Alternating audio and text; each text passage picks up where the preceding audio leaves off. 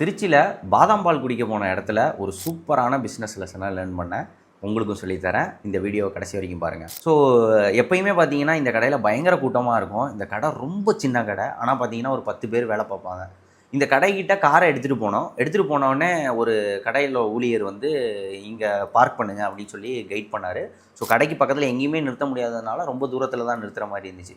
Park பண்ண உடனே அந்த ஊழியர் வந்து நம்மளோட கதவை திறந்து எத்தனை வேணும் அப்படின்னு கேட்டு தன்னுடைய கடைக்கு போயிட்டு அந்த பாதாம் பாலை எடுத்துகிட்டு வந்து கார்லேயே டெலிவரி கொடுத்தாரு.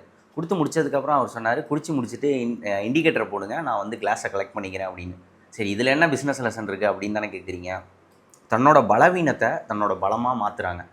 கடை ரொம்ப சின்னது, பார்க்கிங் வசதி இல்லை. நம்ம எல்லாருமே என்ன பண்ணுவோம், என்கிட்ட அது இல்லை இது இல்லை அப்படின்னு சொல்லிட்டு நம்மக்கிட்ட இல்லாததை நினச்சிட்டு ஸோ அதனால் அதை பண்ண முடியல அப்படிங்கிறத தான் நம்மளோட கஸ்டமர்கிட்ட சொல்லுவோம். ஆனால் தங்கிட்ட எது இல்லையோ அதுக்கு ஒரு சொல்யூஷனை கண்டுபிடிச்சி ஒரு சூப்பரான